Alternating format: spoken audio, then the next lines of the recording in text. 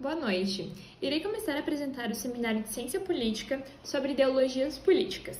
Vocês irão aprender um pouco mais sobre o tema ao longo da nossa apresentação. Meu nome é Isabelle Nathalie Tambase Kramer. Bom, ideologias políticas. A atividade política não pode ser descrita apenas como uma realidade voltada pela luta e pelo poder. Também estão envolvidos determinados valores e princípios que guiam esta atividade.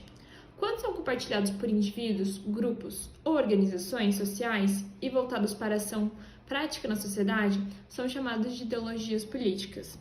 Além da sua influência na vida social, existe uma segunda razão importante que nos leva a estudar as ideologias políticas. Acontece que essas ideologias estão presentes de forma implícita ou explícita no pensamento de filósofos e cientistas sociais. Muitas vezes, a história dos ideais políticos se confunde com a própria reflexão política especializada. Bom, continuando os nossos estudos, iremos falar de uma forma mais detalhada de cada conceito. De início, iremos falar sobre o conceito de ideologia. Definir com precisão o significado deste conceito é uma tarefa difícil que envolve o nosso diálogo com as demais correntes teóricas. Porém, possui as duas acepções principais que se destacam nesse meio. Ideologias no sentido positivo e no sentido negativo. No sentido positivo, são projetos políticos. Já no sentido negativo, são falsas ideias. O principal autor a utilizar ideologia no sentido negativo é Karl Marx. Para o filósofo e pensador alemão, significa um conjunto de falsas ideias e representações que tem como objetivo primordial difundir os interesses das classes dominantes. De acordo com Marx, as ideologias são justamente as ideias que as classes proprietárias dos meios de produção difundem para legitimar e perpetuar a sua dominação. Na tradição do pensamento marxista, o conceito de ideologia costuma ser pensado segundo duas interpretações. Para uma visão que podemos chamar de instrumentalista, as ideologias são visões de mundo e representações da realidade elaboradas por agentes da classe dominante para legitimar seu domínio e mascarar os reais fundamentos da sociedade. Já para uma visão sistêmica, a ideologia é entendida como a ilusão socialmente necessária. A ideologia é o fruto do próprio sistema social que não aparece de forma transparente aos olhos dos autores sociais. Já para Bobbio, principal autor do pensamento da ideologia no sentido positivo, as ideologias são um conjunto de ideias e de valores respeitantes à ordem pública e tendo como uma função de orientar os comportamentos políticos e coletivos. Neste segundo sentido, a ideologia significa um conjunto de propostas ou de projetos políticos. Cada ideologia contém uma determinada visão de como deve ser organizada a sociedade e qual deve ser a relação entre a sociedade e o Estado. Estas propostas de organização da sociedade têm um duplo fundamento. Por um lado, elas estão determinadas pelos valores, princípios e visões de mundo. Portanto, pode haver ideologias quantos forem os princípios vistos pelos indivíduos como necessários para a organização da ordem política. Por outro lado, as ideologias políticas estão sempre ligadas a grupos sociais, movimentos e partidos políticos. No caso, as ideologias serão sempre as orientações que esses diversos autores procuram dar à sua política na sociedade. Bom, ao longo da apresentação do nosso trabalho, vocês irão ver o desenvolvimento do pensamento marxista e o pensamento de Bobbio, que desenvolveram suas teses em base disso. Seguindo no nosso raciocínio, agora iremos falar sobre os ideais políticos da primeira modernidade. Ao longo da história moderna e contemporânea, podemos vislumbrar diversos princípios e valores que foram propostos por diversos movimentos políticos, dando origem a diversos tipos de ideologias. Muitas delas ajudaram a moldar o Estado moderno, como, por exemplo, o anarquismo, o absolutismo, o comunismo, o nazismo, o conservadorismo, entre outros diversos que aprenderemos ao longo da nossa apresentação. Dentre as diversas concepções de sociedade e Estado que orientam a vida política da primeira modernidade, três visões se destacam: o liberalismo, o socialismo e a social-democracia. Ligadas à expansão territorial da Revolução Industrial e do capitalismo, os estudiosos costumam dividi-las segundo um arco que vai de direita para a esquerda. Bom, agora eu vou falar para vocês um pouco sobre a tabela que vocês estão olhando. A gente pode ver que é dividido em três tipos: direita, centro e esquerda. As ideologias de direita se dividem entre conservadorismo e liberalismo. O modelo econômico do liberalismo é o capitalismo livre de mercado. O modelo de Estado do conservadorismo é o Estado centralizado, já para o liberalismo é o Estado mínimo. No tipo de centro, a ideologia veio da social-democracia, o capitalismo regulado pelo Estado. É o estado de bem-estar social, que vocês vão ver mais para frente durante a nossa apresentação. O surgimento dele. A esquerda, que é dividida entre o socialismo e o comunismo e o anarquismo. O modelo de economia do socialismo e comunismo é a substituição do capitalismo pelo comunismo. O modelo de Estado é o Estado planejador e a sociedade sem Estado. A intenção deste quadro é mostrar que as ideologias políticas da primeira modernidade estavam relacionadas com os interesses de diferentes grupos sociais ou classes a respeito da organização e do rumo da sociedade industrial. Enquanto determinados segmentos procuram consolidar as conquistas desse tipo de sociedade, outros buscavam acentuar seus limites e contradições. A origem dos termos de esquerda e direita vieram do processo revolucionário que se iniciou na França em 1789, em que os girondinos, considerados mais moderados e conciliadores, ocupavam o lado direito da Assembleia Nacional Constituinte, enquanto os jacobinos, mais radicais e exaltados, ocupavam o lado esquerdo. A divisão apresentada anteriormente pode nos induzir ao erro, por acreditarmos que as ideologias são propostas em estanques fechados, que não possuem relação entre si. As ideologias possuem pontos de contato e podem compartilhar determinados traços em comum, chegando a se identificarem. Vários autores têm mostrado que as diferenças entre extrema-direita e extrema-esquerda são muito parecidas quando se observa suas formas de ação, o fundamentalismo e o uso da violência como estratégia política. Exemplos são o nazismo, de extrema-direita, e o stalinismo, de extrema-esquerda, assim sendo ideologias totalitárias, independente das ideologias que alegam defender. Bom, agora iremos falar um pouquinho sobre o liberalismo. Segundo alguns críticos, o liberalismo seria a ideologia predominante do mundo globalizado e da era pós-comunista. Alguns autores reconhecem apenas o liberalismo pelo fato de acreditarem que liberdade de mercado é apenas uma liberdade entre as outras. Já outros autores dividem o tema entre uma versão política e uma versão econômica do mesmo. O liberalismo político, desenvolvido por John Locke, e o econômico por Adam Smith, que nós iremos se aprofundar ao longo da nossa trajetória. Trata-se da mesma ideologia, mas relacionada a problemáticas diferentes. Enquanto o liberalismo político reflete especialmente sobre a relação do indivíduo e Estado, o liberalismo econômico procura refletir primordialmente sobre a relação entre o Estado e o mercado.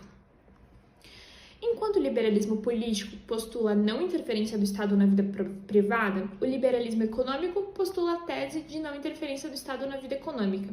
O liberalismo político e o liberalismo econômico têm um fundamento em comum: a vida sobre o Estado. O liberalismo, de forma geral, defende a ideia de Estado mínimo, ou seja, ainda que seja necessário sua interferência na vida pessoal e econômica, deve ser a menor possível. Quanto menor a interferência do Estado no poder político, nessas duas esferas, maior será o espaço da liberdade dos indivíduos. O fundador do liberalismo político foi o pensador inglês John Locke. Para o liberalismo político, a sociedade ideal é aquela na qual o Estado interfere do menor modo possível na liberdade dos indivíduos, conferindo-lhes o máximo da autonomia em sua ação. O Estado liberal segue aquela linha de pensamento em que a minha liberdade termina onde começa a liberdade do outro. O fundador do liberalismo econômico foi o filósofo escocês Adam Smith. Para ele, o Estado não deve interferir na competição de mercado. Segundo esta visão, quando o mercado atua de acordo com as suas próprias regras, sem qualquer interferência externa, o resultado é o aumento da eficiência econômica e, como consequência, melhoria nas condições de vida dos indivíduos. Nós iremos se aprofundar ao longo do nosso trabalho em cima desses temas de liberalismo econômico e liberalismo político. O precursor do liberalismo político foi o inglês John Locke. John Locke viveu num contexto de guerras civis do século XVII. Essas guerras eram ocasionadas por disputa de poder entre o governo absolutista e a burguesia. John Locke acreditava que nós possuímos os direitos naturais, que eram o direito à vida, à liberdade e à propriedade. A propriedade era adquirida pelo trabalho. Como o trabalho tinha limites, a propriedade também haveria de ter limites. Já com o surgimento do dinheiro, houve o acúmulo de capital, onde não teria limites. E assim, a propriedade passou a ser ilimitada. Você adquiria a propriedade conforme você tinha dinheiro. Com os direitos naturais, surgiram a violação deles. E para conter essas violações, houve a necessidade do surgimento de um contrato social. O contrato social era um pacto de consentimento unânime entre as partes. Ou seja, se você participa de uma sociedade, automaticamente você estaria concordando com esse contrato. A função desse contrato era proteger os direitos naturais e preservar o corpo político. Com isso, teve o surgimento do governo civil, que tinha como objetivo preservar os direitos naturais. A ideia do Estado liberal era a ideia onde o Estado seria um Estado mínimo, ou seja, ele não teria poder sobre o povo, sobre as decisões do povo, e sim somente a função de proteger os direitos naturais e preservar o corpo político. O melhor governo para John Locke seria a monarquia constitucional, que seria um governo formado pela monarquia, pela oligarquia e pela democracia, onde o rei reina, mas não governa. O poder supremo seria o poder do legislativo, que seria governado pelo povo. Ou seja, se o povo estivesse descontente com alguma decisão do poder legislativo, o povo poderia recorrer. O principal pensador do liberalismo econômico foi o escocês Adam Smith, que nasceu no ano de 1723. No contexto anterior ao pensamento de Adam Smith, as famílias elas eram autossuficientes, ou seja, tudo que elas produziam era para seu próprio consumo, desde o algodão para tecer suas roupas até todos os seus alimentos. Com o passar do tempo, elas perceberam que aquilo não valia muito a pena, elas terem que produzir tudo. Então, cada família passou a se especializar em alguma coisa e ao sistema de barganha. O que seria esse sistema? Se meu vizinho produzisse algodão, eu produziria tomate. O tomate seria para alimentação e o algodão para roupa. Então, para a roupa que eu precisaria, eu trocaria o meu tomate, que seria a alimentação, pelo algodão dele. Então, haveria essa troca de produtos, essas trocas de necessidades. Então, com isso, houve uma maior especialização nas coisas e houve o surgimento dos artesãos. Então, os artesãos eram especializados em alguma coisa. Ou seja, se eu produziria roupa, eu plantaria o algodão, eu teceria o tecido, eu faria todo o processo da produção de uma roupa. E eu trocaria essa roupa por outro produto de outro artesão. Com a divisão do trabalho e um aumento da produtividade, haveria o surgimento da riqueza universal, que também daria origem a uma sociedade bem ordenada. Então, essa sociedade ordenada viria da riqueza universal. Para Adam Smith, o mercado é quem produz uma sociedade justa e não o governo. Alguns anos após isso, houve o surgimento do dinheiro. Ou seja, o dinheiro era fruto do meu trabalho. Então, eu trocava o meu dinheiro por bens e serviços que era fruto do trabalho de outra pessoa.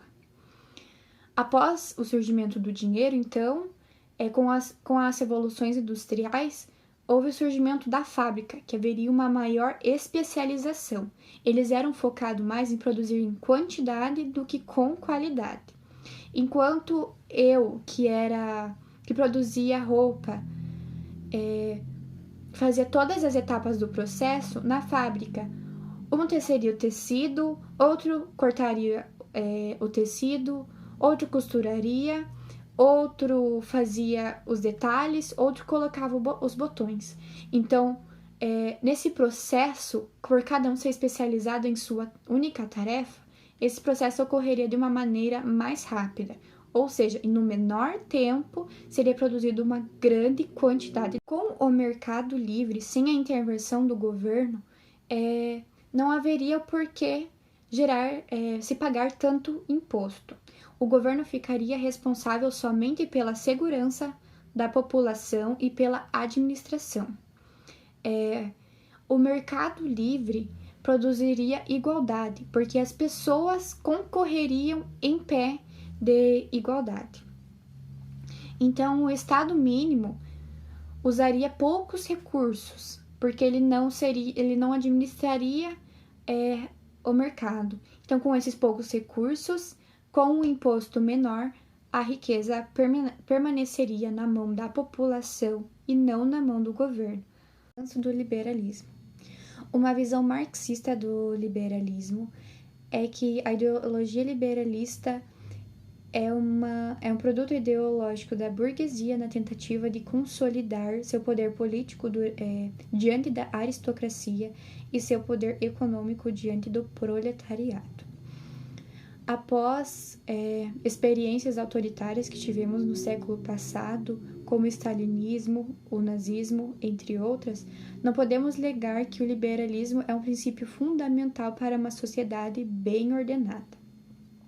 Embora o valor da liberdade seja necessário, ele não é autossuficiente sozinho para garantir uma sociedade bem ordenada.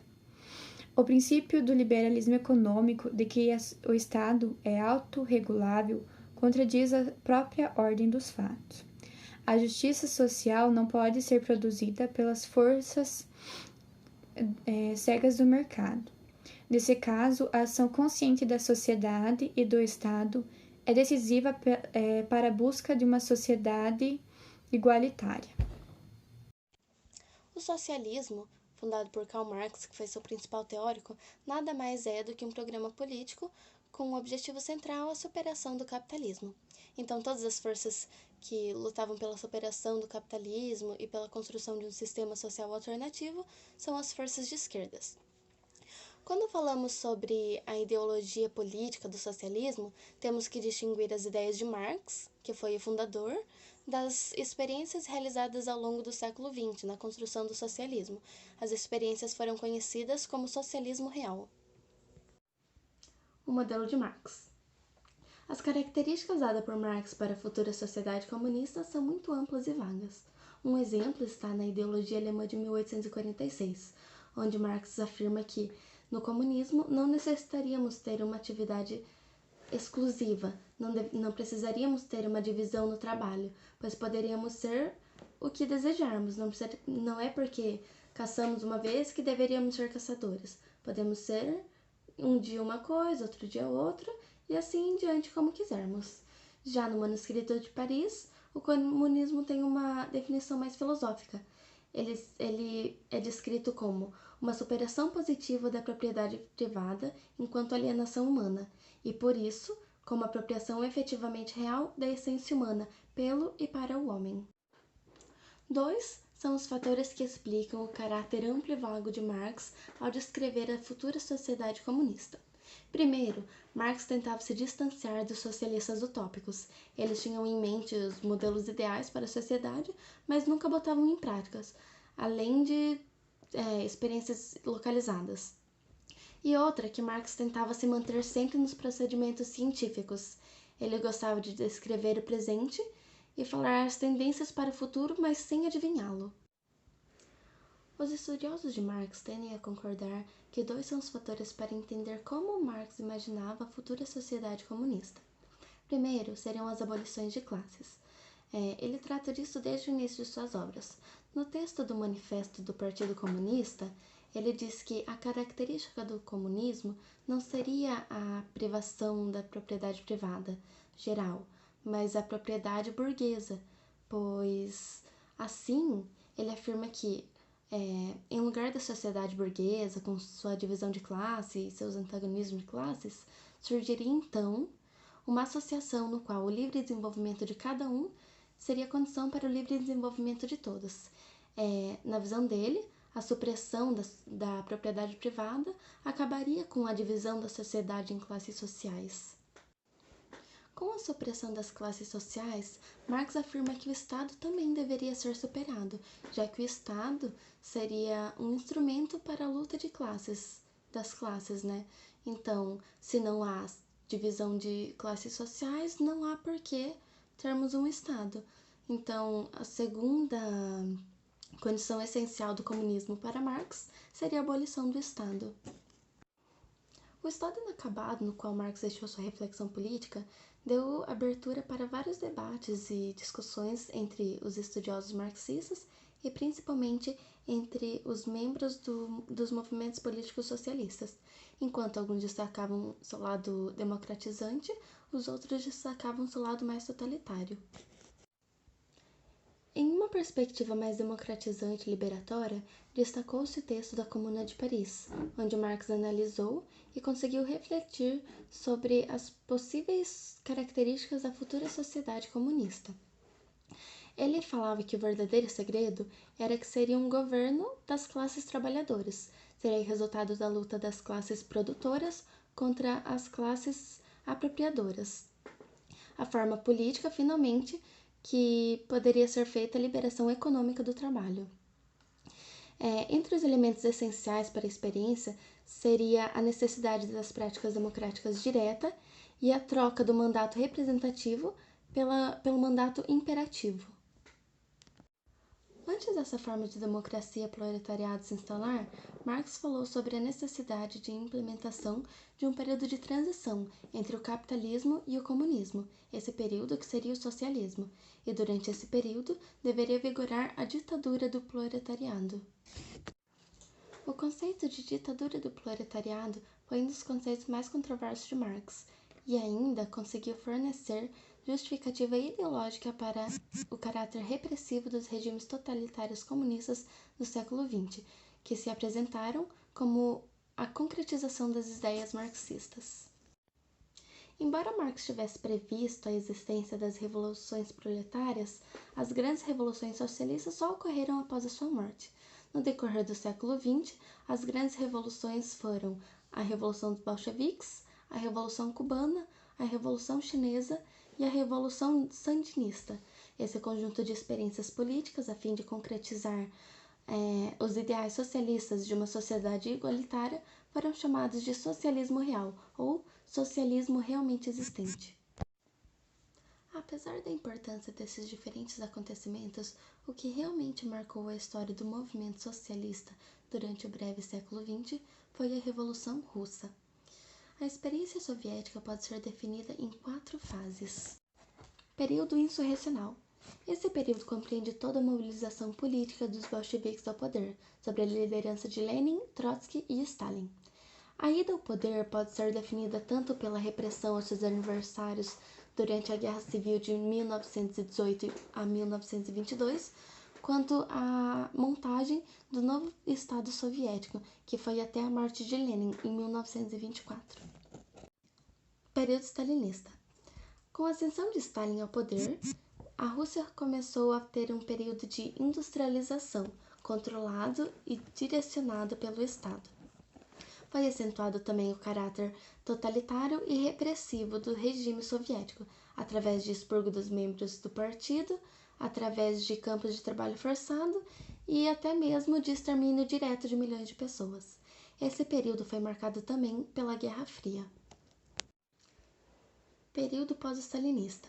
Essa fase compreende a liderança da União Soviética pelos seguintes secretários-gerais do Partido Comunista: Nikita Khrushchev, Leonid Brezhnev, Yuri Andropov e Konstantin Chernenko.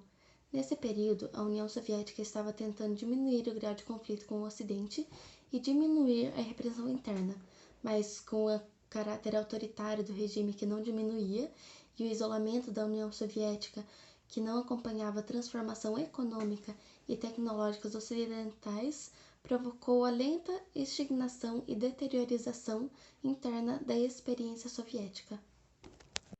Período de crise e decadência. Esse período foi a ascensão de Mikhail Gorbachev.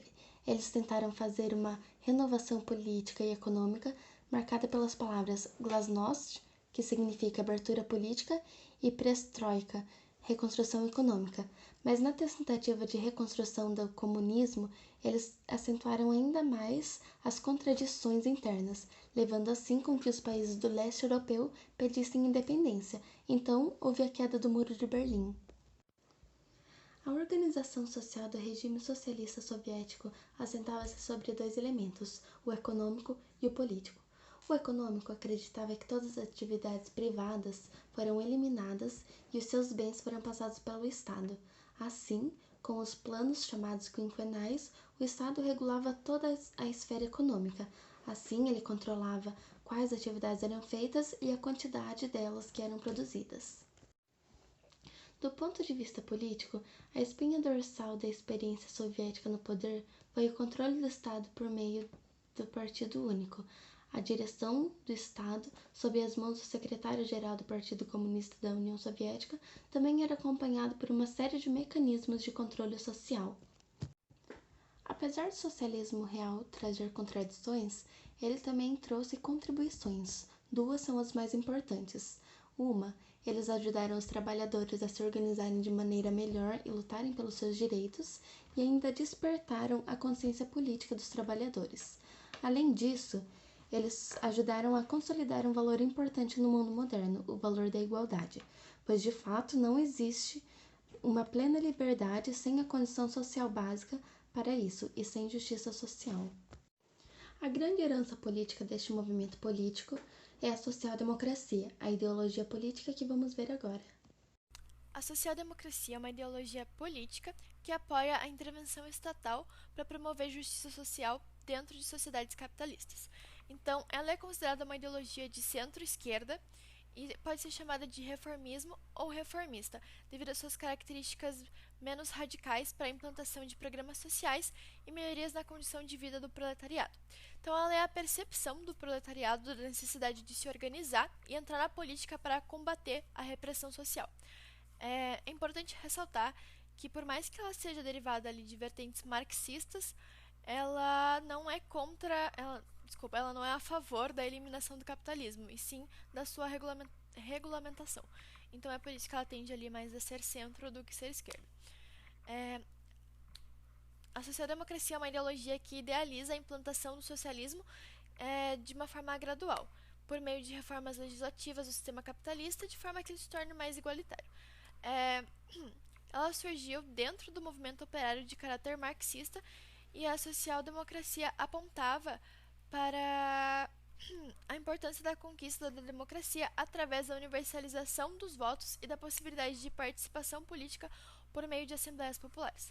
Por volta mais ou menos de 1860, formaram-se os primeiros partidos operários. Então, ao longo do tempo, eles foram crescendo, conseguiram mais densidade eleitoral e, consequentemente, mais cadeiras nos parlamentos europeus, mas sempre ficando abaixo dos 50%.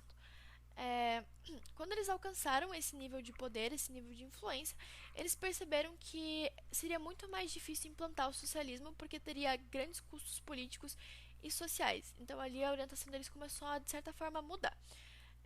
Como eles perceberam isso, por exemplo, foi na questão da nacionalização de empresas. O socialismo defende que sejam nacionalizadas as empresas, mas caso fosse feito isso, empresas que necessitam de verba exterior acabariam indo à falência, indústrias também, e dessa forma quem sairia prejudicado seria o proletariado, que acaba ficando desempregado. Enfim, isso ia causar uma crise muito maior do que o esperado. Então eles preferiram concentrar os seus esforços em promover melhorias de condição de trabalho e salário, ao invés de fazer uma revolução do proletariado. E a decisão política dos social-democratas foi de aprimorar no curto prazo a qualidade de vida dos eleitores que eles estavam representando. Então, a partir disso, foi ali desenvolvido um pacto, que seria o Pacto Social-Democrata. Basicamente, o proletariado, eles abririam mão de socializar os meios de produção, enquanto os burgueses, os capitalistas, abririam mão de um pouco do lucro para que esse fosse distribuído e investido na qualidade de vida das pessoas em geral, os trabalhadores, enfim. Dito em outras palavras, a coletivização da propriedade privada foi substituída ali por uma cooperação com o capital para aumentar a produtividade. Então, assim, a distribuição dos ganhos ficaria mais certa, mais equilibrada e, de certa forma, ambos sairiam ganhando, Reforma ou revolução? Após a morte de Marx, os socialistas eles ficaram divididos em dois grupos políticos. Um deles eram os socialistas revolucionários e o outro eram os socialistas reformistas ou social-democratas. É, os revolucionários eles traziam a insurreição e a coletivização como forma de implantar os seus ideais na sociedade. Então eles tomavam o Estado, os meios de produção, e eles queriam eliminar totalmente as classes sociais. Enquanto os reformistas tinham como propósito eleições, reformas graduais e conquistar seu espaço na política para daí sim implantar suas ideias de forma democrática. É, com a fundação da Terceira Internacional, que foi aí o principal marco da divisão realmente de fato entre esses dois socialistas. É, a Terceira Internacional foi adotada ali pelos socialistas revolucionários e ela tinha como propósito, conforme seus primeiros estatutos, lutar pela superação do capitalismo, mas era de uma forma bem mais agressiva do que a Segunda Internacional. Então, eles queriam instaurar a ditadura do proletariado e da República Internacional dos Sovietes. Para eles também deveria ser feita a completa abolição de classes e a realização do socialismo como uma transição ainda para o comunismo. Então, com a completa abolição do Estado também, e eles também acreditavam na utilização de todos os meios para que isso acontecesse, para derrubar a burguesia internacional, inclusive meios bélicos. Enquanto isso, os socialistas reformistas, social-democratas, eles seguiam ainda a Segunda Internacional, que estava vigente até esse presente momento ali, e ela era focada em direitos dos trabalhadores, jornadas de 8 horas, licença maternidade, enfim, requisitos básicos ali do trabalhador. E eventualmente, ela cresceu juntamente com aqueles seus apoiadores, né, que seriam os reformistas, e acabou adotando também o conceito do crescimento parlamentar e do político do proletariado. Então, eram essas as duas divisões principais ali dos revolucionários e dos reformistas. A maior conquista dos revolucionários foi ali a Revolução Russa, com o cenário pós-Primeira Guerra Mundial, enquanto os social-democratas permaneciam ali apontando os erros e as contradições do socialismo soviético. Tem um autor, o nome dele chama Edward Bernstein. Ele falou no seu livro Socialismo Evolucionário, que originalmente tem um título em alemão, que é extremamente comprido e eu não vou conseguir pronunciar, então vai em português mesmo. Nesse livro, ele revisa alguns conceitos de Marx e para eles não teria nenhuma condição de simplesmente ter uma revolução armada para derrubar o capitalismo, porque ele já estava em outra fase. Essa mesma ideia era também compartilhada pelo autor Karl Kautsky. E na obra O Caminho do Poder, ele também apoia a ideia da formação de partidos operários fortes, então ele apoia ali os reformistas, e ele também afirma que os sindicatos apoiando levariam o proletariado ao poder. Então, por causa dessas teses e dessas modificações que eles fizeram no pensamento marxista, eles ficaram conhecidos como os revisionistas. A participação dos partidos social-democratas na política da sociedade europeia alterou profundamente os rumos do movimento socialista e do próprio capitalismo em si. A principal realização dos partidos social-democratas na Europa foi a construção do estado de bem-estar social, que vai ser comentado agora no próximo slide. O programa político dos social-democratas consistia em ser o representante das classes operárias organizadas. Além de estarem organizados em sindicatos, os operários precisavam de um partido que representasse eles nas suas aspirações comuns. Assim, com a união do sindicato e do partido, eles seriam levados ao poder. Para chegar definitivamente ao poder e exercer o governo, eles precisaram buscar mais votos em outras classes sociais, porque só deles não eram o suficiente. Os partidos social-democratas queriam introduzir o socialismo. Para isso, eles acharam que o melhor modo seria um conjunto de reformas graduais, onde a sociedade seria alterada lentamente os seus fundamentos. Mais do que uma mudança drástica na economia, eles achavam que era importante administrar o Estado em prol dos trabalhadores, dando benefícios e, principalmente, uma ampla proteção social. Foi assim que se consolidou na Europa o estado de bem-estar social, chamado de welfare state, também chamado de estado assistencial, estado benfeitor ou até mesmo estado intervencionista, entre outros nomes. Essa ideia de que o Estado deveria garantir benefícios para os cidadãos da camada de baixa renda não veio somente dos social-democratas. Ele já vinha sido implementado na Alemanha no governo de Otto von Bismarck. Mas, Com o social-democrata no poder, eles acreditaram, os cidadãos começaram a acreditar que era um direito deles, então que era dever do Estado garantir esses benefícios em prol dos trabalhadores. E foi com base nesse ideal que o governo social-democrata legitimizou sua permanência no poder após a Segunda Guerra Mundial. O governo social-democrata tinha como objetivo central exercer o poder. Sendo assim, eles adotaram como um desafio administrar o capitalismo em prol dos trabalhadores. A fim de adotar as ideias para um programa de governo concreto, eles adotaram as ideias do economista inglês John Maynard Keynes. E como vimos, as teorias de Keynes afirmam que as deficiências do comunismo poderiam ser corrigidas pela intervenção do Estado. E adotando os ideais da economia keynesiana, eles lançaram as bases do estado de bem-estar social, que, segundo Adam Przeworski, poderia ser definida da seguinte forma. A estrutura do sistema capitalista, segundo o social-democrata, foi definida da seguinte maneira. Primeiro, o Estado seria responsável pelas atividades que não são lucrativas para as empresas privadas, mas apenas se essas atividades forem necessárias para a economia como um todo. Segundo, o governo regularia, especialmente por meio de políticas cíclicas, o funcionamento do setor privado. E, em terceiro, o Estado aplicaria medidas pautadas pela teoria do bem-estar, atenuando os efeitos distributivos do funcionamento do mercado. Os sociais-democratas adotaram um programa econômico de controle do Estado sobre o mercado e um programa social fundado no atendimento dos direitos sociais básicos. O welfare state poderia ser entendido por uma metáfora como um Estado Robin Hood, pois eles pegavam impostos dos ricos, tiravam dos ricos por meio de impostos e davam aos pobres por meio de benefícios sociais. Com a expansão e consolidação do estado de bem-estar social, o capitalismo passou a viver um momento de acelerado desenvolvimento econômico, e os benefícios desse desenvolvimento foram passados para os trabalhadores, por meio dos mecanismos criados pelo welfare state. Os sociais-democratas, de fato, conseguiram realizar seu principal objetivo, que foi humanizar o capitalismo e colocá-lo a serviço dos trabalhadores. Porém, como consequência de todo esse processo, eles deixaram de buscar a construção do socialismo e se acomodaram com adaptar o capitalismo para um sistema viável para eles. Atualmente, a social-democracia adota o princípio de que o capitalismo não pode ser superado, nem mesmo por revolução ou por reformas graduais. Ele acredita que ele pode ser, sim, reformado ou humanizado, mas isso por meio de ações mediadoras do Estado. Então, cabe ao Estado garantir o equilíbrio do mercado, a redistribuição de renda e a concessão de benefícios sociais. Terceira via.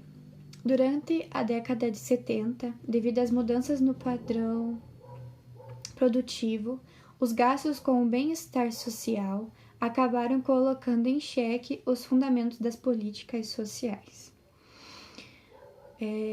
Com isso, houve uma excessiva tributação sobre as indústrias, o comprometimento da produção e a própria renda do Estado, e também o aumento do desemprego estrutural por conta da automação, e por conta do desemprego houve um aumento no número de beneficiados pelo Estado. O nome dessa crise foi denominada crise fiscal, e os governos social-democratas da época foram substituídos por governos de direita neoliberais. A terceira via é um discurso adotado pelos social-democratas para retornarem ao poder.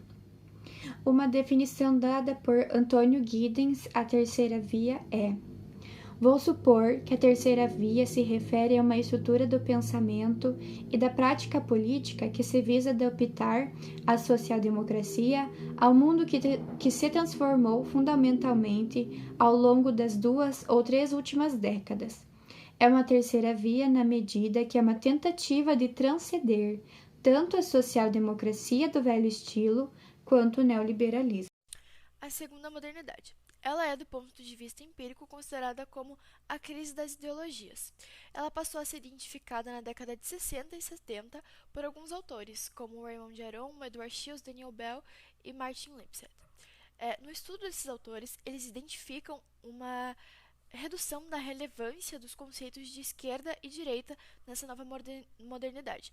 Então, os cidadãos envolvidos com a política ocidental passam a levar muito mais em conta aspectos sociais, culturais, particulares, a levar em conta essa relevância da esquerda e da direita. Então, isso passa a ser muito menos relevante na hora de fazer suas escolhas políticas como eleições.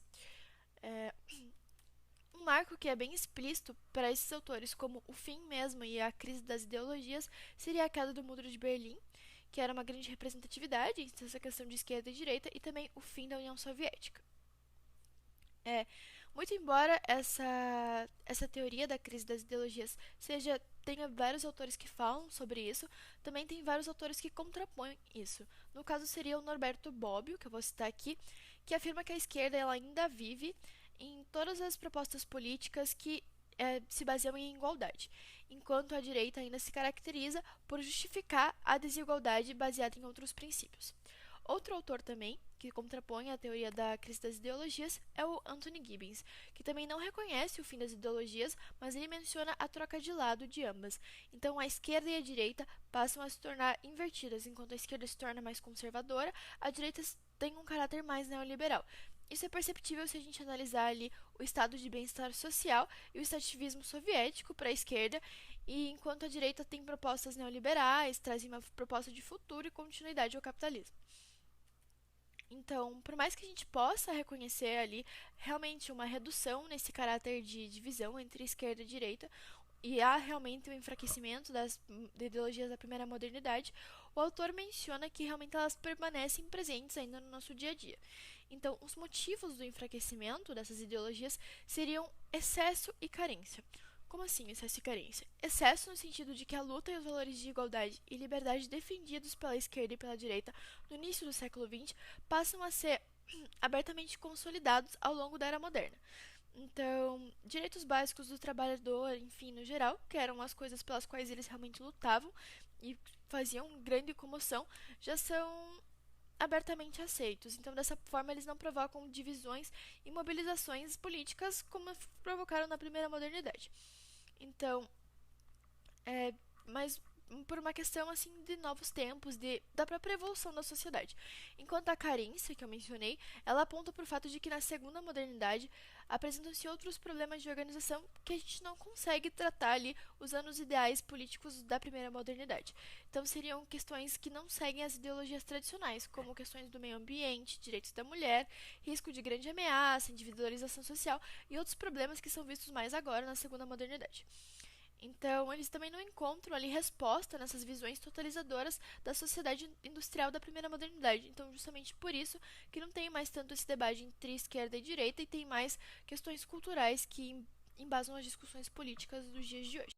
Então, se for ser analisado ali do ponto de vista normativo os casos das ideologias totalitárias que tivemos no século XX, é perceptível ver tanto na direita quanto na esquerda, que seriam os nazistas, os fascistas e os stalinistas. Eles mostram ali que o exagero na valorização de qualquer ideologia pode levar a política na direção do fundamentalismo.